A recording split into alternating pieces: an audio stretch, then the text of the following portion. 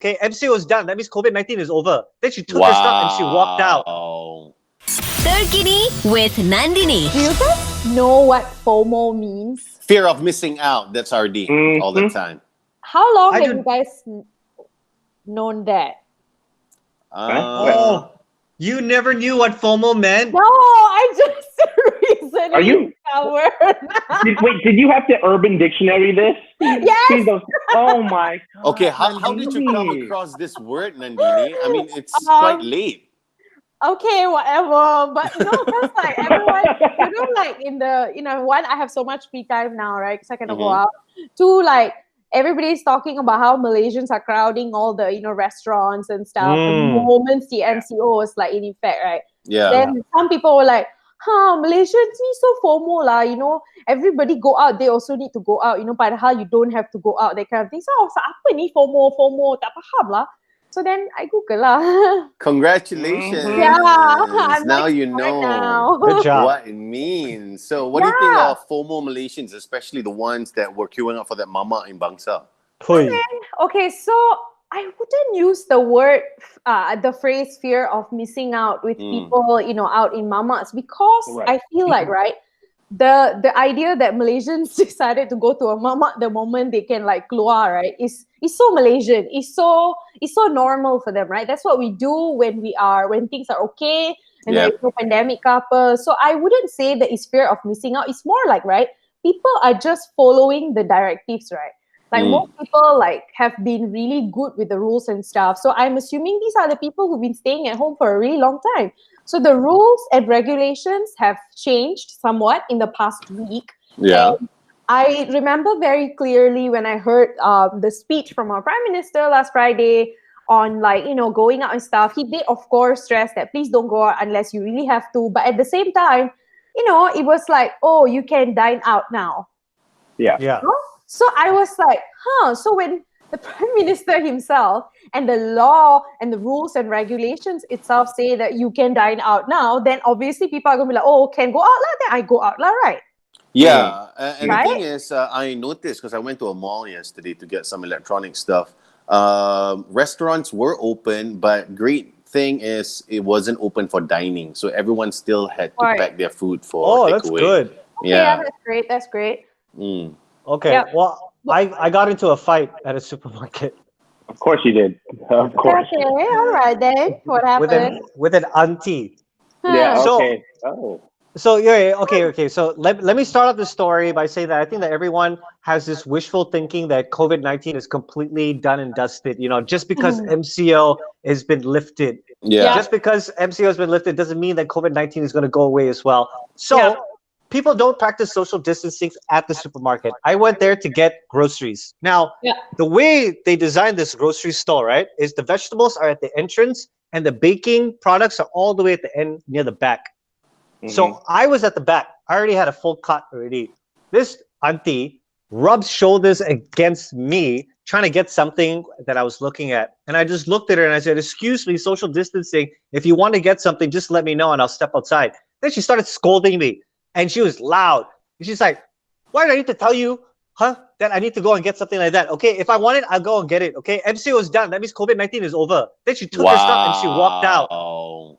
Artie, Like, it's your fault. You know why? It's the way that you approach the situation. What? You said, auntie, social distancing, like that. I would take offense to that as well, actually. Yeah. You said it like that. Okay, so you were defensive, she was defensive. Defensive. No, It no, seriously. Okay, I get how annoyed you must have been. Like, I think all of us would have been like, what the what? Yeah, but at the Exactly. same time, I think you could have been like, sarcasm or like, I know, annoyance can tone down a bit. Could have been like, auntie, hello, hi. If you need to take this item, then let me know so I can move away. I think Nandini, the one that got her angry is that word auntie, because she was thinking that, hello, I'm a sister to you. I'm old enough to be your auntie.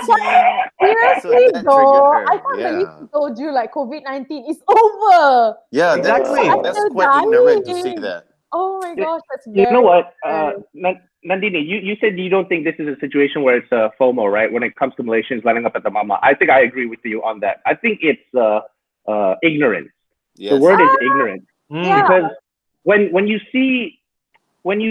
we're out and about, especially now, right, with the whole CMCO, and you see people lining up at the stores, other people will also line up because they'll think this is okay to do so. They'll always follow the mass, right? Monkey see, monkey do. Yeah. So I just think it's just ignorance. People are just being super ignorant about the situation. And if they see another person doing it, they're like, okay, if this person's doing it, then I guess it's safe. So I'll do it. Yep. Very good points. I really think that to kind of like wrap it all up, like people just, I know things have kind of like changed. The rules and regulations have changed, and I believe they will continue to change because this is a very this is like a first time, right? Something like this has happened. So I think the government is also trying to understand how to kind of like deal with this issue. So what we can do is to remind ourselves that there is no vaccine as of now for COVID-19. So you do have to realize that also, like, maybe, I don't know, I don't mean to be a fear-mongering person, but at the same time, I think it's good to read up on all those articles that are talking about long-term effects of COVID-19, right? So sure, yes, if you're a healthy young adult, you may recover, but most people who are dying in the US are also like healthy young adults. Yeah, so that's right. That could be any one of us, and you really don't, and it's something we don't understand now. So like, what if we think we have recovered, and then 3 years from now, got research say, oh wow, your lung function's down by 30%. Because of COVID-19. Exactly. That's not good. I'm sure a lot of smokers would understand what that means. So think of the athletes as well. Exactly. That would ruin their careers.